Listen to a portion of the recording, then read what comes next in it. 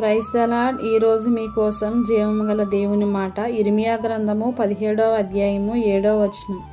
యెహోవాను నమ్ముకున్నవాడు ధన్యుడు, యెహోవా వానికి ఆశ్రయముగా ఉండును. ఇర్మియా ప్రవక్త దేవుని గూర్చి తెలియచేస్తూ, యెహోవాను నమ్ముకున్న వారికి దేవుడే ఆశ్రయంగా ఉండి వారిని దేవుడే దీవిస్తాడని తెలియచేస్తూ ఉన్నాడు. వాక్యం చెబుతున్నట్లుగా యెహోవాను నమ్ముకున్న వానికి ఏ మేలు కొదువై ఉండదు. సింహపు పిల్లలు లేమిగలవై ఆకలిగొనులు గాని యెహోవాను ఆశ్రయించిన వారికి మాత్రం ఏ మేలు కొదువై ఉండదని దావీదు 34వ కీర్తన 10వ చరణంలో తెలియచేస్తున్న రీతిగా దేవుణ్ణి నమ్మి ఆయన్ని ఆశ్రయిస్తే ఆయన మనకేమీ కూడా తక్కువ చేయడు. అందుచేత లోకంలో మనుషులను ధనమును నమ్ముకొనకూడదు.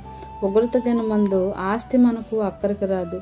ప్రతి పరిస్థితి నుండి తప్పించే శక్తివంతుడైన దేవుణ్ణి నమ్ము, ఆయనే నీకు ఆశ్రయంగా ఉంటాడు. యెహోవాను ఆశ్రయించిన నరుడు ధన్యుడు అన్న రీతిగా ఆయనే నిన్ను సంరక్షించి పోషించి ముందుకు నడిపిస్తాడు.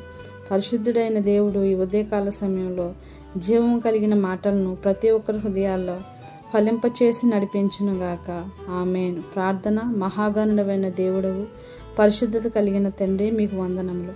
మిమ్మల్ని గూర్చి తెలుసుకునే వారముగా మాత్రమే కాకుండా ప్రవ్వా, మీ అందరి నమ్మకం ఉంచి భక్తితో భయముతో జీవించులాగిన సహాయం చేయమని యేసుక్రీస్తు వారి నామంలో ప్రార్థిస్తున్నాను తండ్రి. ఆమేన్.